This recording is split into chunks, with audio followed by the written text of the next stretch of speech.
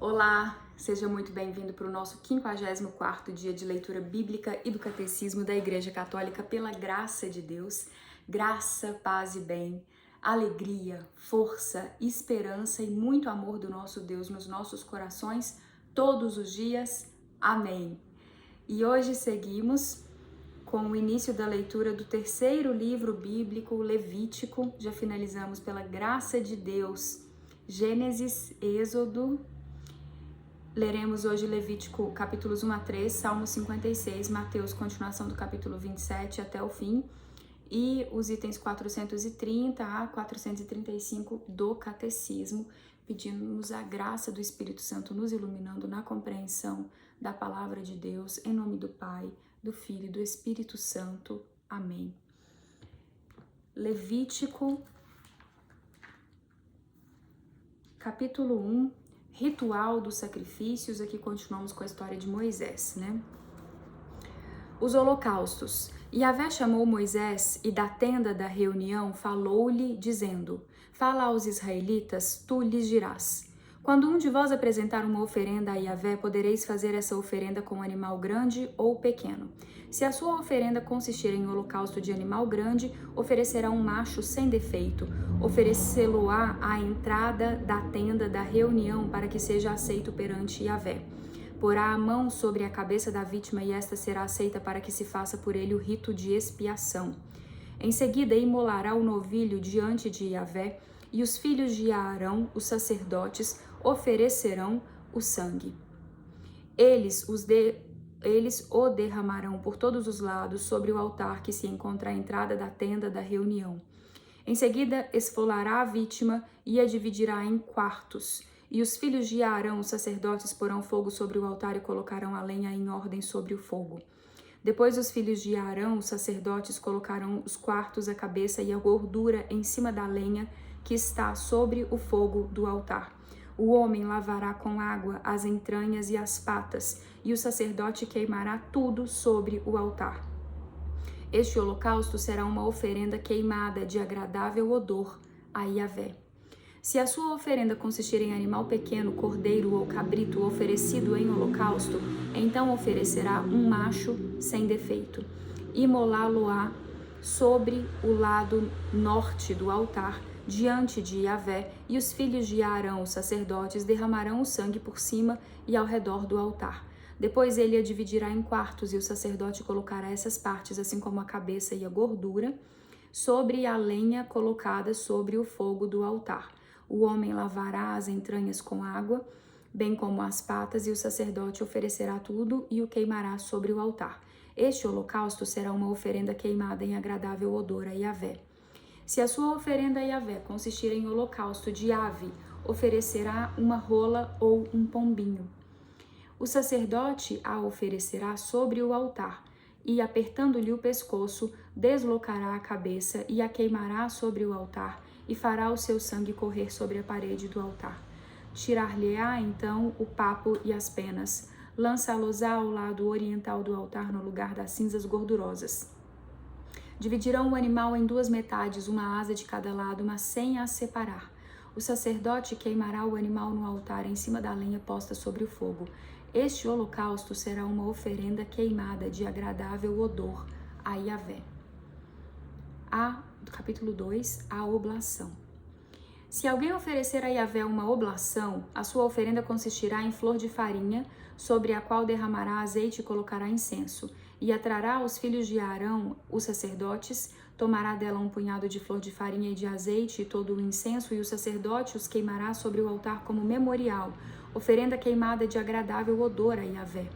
A parte restante da oblação pertencerá a Arão e a seus filhos, parte santíssima dos manjares de Yahvé. Quando ofereceres uma oblação de massa cozida no forno, a flor de farinha será preparada em bolos ázimos, amassados com azeite, ou em fogaças ázimas, untadas com azeite. Se a tua oferenda for uma oblação cozida da assadeira, a flor de farinha amassada com azeite será ázima. Tu a partirás em pedaços e derramarás azeite em cima. É uma oblação. Se a tua oferenda for uma oblação cozida na panela, a flor de farinha será preparada com azeite. Levarás a Yahvé a oblação que assim for preparada. Será apresentada ao sacerdote que a aproximará do altar. Da oblação, o sacerdote separará o memorial, que queimará no altar como oferenda queimada de agradável odor a Yahvé. A parte restante da oblação pertencerá a Arão e os seus filhos, parte santíssima dos manjares de Yahvé. Nenhuma das oblações que oferecerdes a Yahvé será preparada com fermento, pois jamais queimareis fermento ou mel como oferta queimada a Yahvé. Podereis oferecê-los a Yahvé como oferenda das primícias, mas não os colocareis sobre o altar como perfume de agradável odor. Salgarás toda a oblação que ofereceres e não deixarás de pôr na tua oblação o sal da aliança de teu Deus. A toda oferenda juntarás uma oferenda de sal a teu Deus. Se ofereceres a Yahvé uma oblação de primícias, será sob a forma de espigas tostadas ao fogo ou de pão cozido com grãos moídos que farás esta oblação de primícias. Sobre ela acrescentarás azeite e lhe porás incenso, pois é uma oblação. E o sacerdote queimará o memorial com uma parte do pão do azeite, com uma parte do pão e do azeite, com todo o incenso, como oferenda queimada a Yahvé. Capítulo 3. O sacrifício de comunhão. Se o seu sacrifício for um sacrifício de comunhão e se oferecer animal grande, macho ou fêmea, será animal sem defeito que oferecerá perante Yahvé. Colocará a mão sobre a cabeça da vítima e a imolará à entrada da tenda da reunião. Em seguida, os filhos de Arão, os sacerdotes, derramarão o sangue sobre o altar em redor. Oferecerá uma parte deste sacrifício de comunhão como oferenda queimada a Yahvé, a gordura que cobre as entranhas, toda a gordura que está sobre as entranhas, os 2 rins, a gordura aderente a eles e junto aos lombos e a massa gordurosa que tirará do fígado e dos rins. Os filhos de Arão queimarão esta parte no altar, em cima do holocausto, em cima da lenha colocada sobre o fogo. Será oferenda queimada em perfume de agradável odor a Yahvé. Se for animal pequeno que alguém oferecer como sacrifício de comunhão a Yahvé, deverá oferecer um macho ou uma fêmea sem defeito. Se oferecer um carneiro, oferecê-lo-á perante Yahvé e porá a mão sobre a cabeça da vítima e a imolará diante diante da tenda da reunião. E em seguida, os filhos de Arão derramarão o sangue sobre o altar em redor. Deste sacrifício de comunhão oferecerá a gordura como oferenda queimada a Yahvé.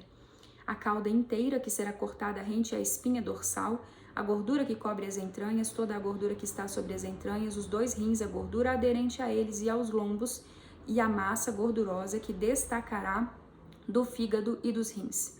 O sacerdote queimará esta parte sobre o altar como alimento, como oferenda queimada a Yahvé.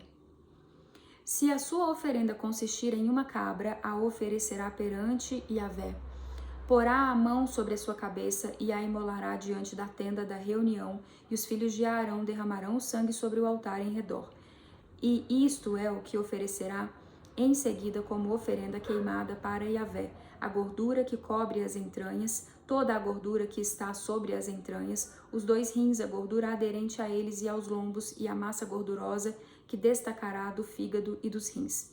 O sacerdote queimará estes pedaços sobre o altar como alimento, como oferenda queimada de agradável odor. Toda gordura pertence a Yahvé. É para todos os vossos descendentes uma lei perpétua em qualquer lugar onde habitardes. Não comereis gordura nem sangue. Eu lerei isso novamente. Levítico, capítulo 3, versículo 16, 17. Toda gordura pertence a Yahvé.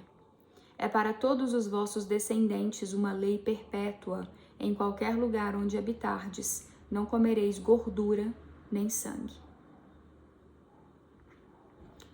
Essa foi a leitura de Levítico. Eu gostaria de fazer uma correção no antepenúltimo vídeo, aliás, no penúltimo vídeo, quando eu li Êxodo capítulo 40, ao invés de falar obluções, Era um trecho que falava, e pôs nela água para as obluções. Eu li ablações, mas aqui estava escrito obluções, estou corrigindo isso. Então, nós lemos Levítico capítulos 1 a 3 agora. Agora, Salmo 56. O fiel não sucumbirá. Amém. Do mestre de canto sobre a opressão dos príncipes distantes, de Davi a meia voz, quando os filisteus o prenderam em Gate. Tem piedade de mim, ó Deus, pois me atormentam, o dia todo me oprimem combatentes. Os que me espreitam o dia todo me atormentam. São muitos os que do alto me combatem. No dia em que temo, confio em ti. Em Deus, cuja palavra louvo, em Deus eu confio, jamais temerei. O que pode um mortal fazer contra mim? Todo dia eles torcem minha causa, seus pensamentos todos são o mal contra mim. Eles se reúnem, se escondem, observam meus passos, espreitando com avidez a minha vida. Rejeita-os por causa da iniquidade. Ó Deus, derruba os povos com tua ira. Já contaste os meus passos de errante. Recolhe minhas lágrimas em teu odre, e meus inimigos recuarão no dia em que te invocar. Bem sei que Deus está comigo. Em Deus, cuja palavra louvo, em Yahvé, cuja palavra louvo, em Deus confio, jamais temerei. Que poderia fazer-me o homem? Mantenho os votos que a ti fiz, ó Deus. Cumprirei a ti as ações de graças, pois livraste minha vida da morte, para que ande na presença de Deus, na luz dos vivos. Amém. Que lindo. Agora seguimos para a continuação da leitura de Mateus. Mas antes, farei o salmo, nosso salmo 117, convite ao louvor. Aleluia.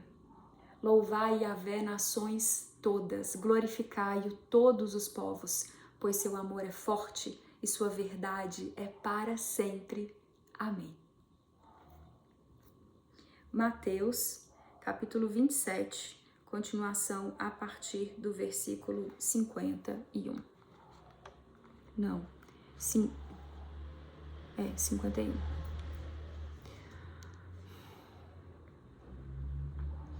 Estamos na narração da paixão e morte de Cristo. Versículo 50 era: Jesus, porém, tornando a dar um grande grito, entregou o Espírito. Nisso, o véu do santuário se rasgou em duas partes, de cima a baixo. A terra tremeu e as rochas se fenderam. Abriram-se os túmulos e muitos corpos dos santos falecidos ressuscitaram. E saindo dos túmulos após a ressurreição de Jesus, entraram na cidade santa e foram vistos por muitos. O centurião e os que com ele guardavam a Jesus, ao verem o terremoto e tudo mais que estava acontecendo, ficaram muito amedrontados e disseram: de fato, este era Filho de Deus. Estavam ali muitas mulheres olhando de longe. Haviam acompanhado Jesus desde a Galiléia a servi-lo, entre elas Maria Madalena, Maria mãe de Tiago e de José e a mãe dos filhos de Zebedeu. O sepultamento. Chegada a tarde, veio um homem rico de Arimateia, chamado José, o qual também se tornara discípulo de Jesus, e dirigindo-se a Pilatos, pediu-lhe o corpo de Jesus. Então Pilatos mandou que lhe fosse entregue. José, tomando o corpo, envolveu-o num lençol limpo e o pôs em seu túmulo novo, que talhara na rocha. Em seguida, rolando uma grande pedra para a entrada do túmulo, retirou-se. Ora, Maria Madalena e a outra Maria estavam ali sentadas em frente ao sepulcro, à guarda do túmulo. No dia seguinte, um dia depois da preparação, os chefes dos sacerdotes e os fariseus, reunidos junto a Pilatos, diziam: Senhor, lembramo-nos de que aquele impostor disse, quando ainda vivo: depois de 3 dias ressuscitarei. Ordena, pois, que o sepulcro seja guardado com segurança até o 3º dia, para que os discípulos não venham roubá-lo e depois digam ao povo: ele ressuscitou dos mortos, e a última impostura será pior do que a primeira. Pilatos respondeu: tendes uma guarda, ide, guardai o sepulcro como entendeis. E saindo, eles puseram em segurança o sepulcro, selando a pedra e montando guarda. Essa foi a leitura de Mateus capítulo 27, a finalização. Depois dessa leitura da paixão e morte de Cristo, com todas as honras a Jesus Cristo, a Deus, a Santíssima Trindade, as verdades de Deus, eu leio, professo, oro o credo, símbolo niceno-constantinopolitano. Creio em um só Deus, Pai Todo-Poderoso, Criador do céu e da terra, de todas as coisas visíveis e invisíveis. Creio em um só Senhor, Jesus Cristo, Filho unigênito de Deus, nascido do Pai antes de todos os séculos, Deus de Deus, luz da luz, Deus verdadeiro de Deus verdadeiro, gerado, não criado, consubstancial ao Pai. Por ele todas as coisas foram feitas e por nós, homens, e para a nossa salvação desceu dos céus e encarnou pelo Espírito Santo no seio da Virgem Maria e se fez homem. Também por nós foi crucificado sob Pôncio Pilatos, padeceu e foi sepultado. Ressuscitou ao terceiro dia, conforme as Escrituras, e subiu aos céus, onde está sentado à direita do Pai, e de novo há de vir em sua glória para julgar os vivos e os mortos, e o seu reino não terá fim.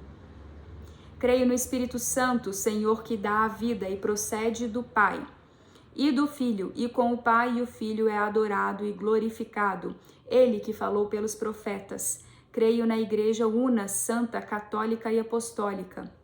Professo um só batismo para a remissão dos pecados e espero a ressurreição dos mortos e a vida do mundo que há de vir. Amém. Agora,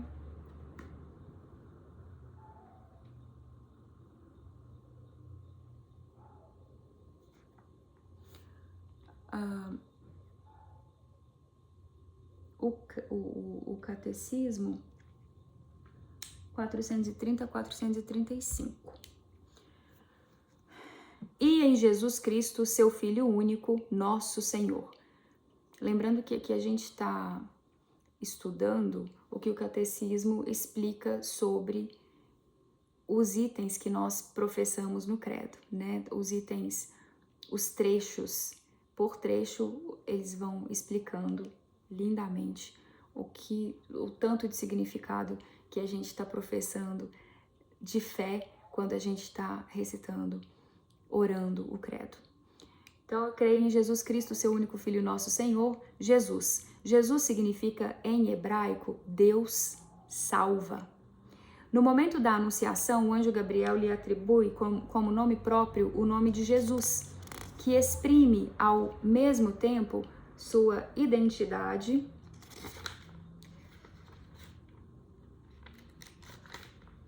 sua missão.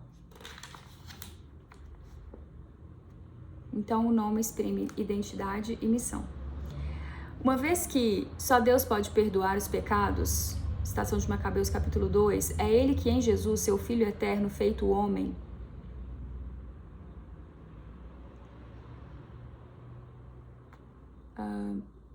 vai salvar o seu povo dos seus pecados, citação de Mateus capítulo 1.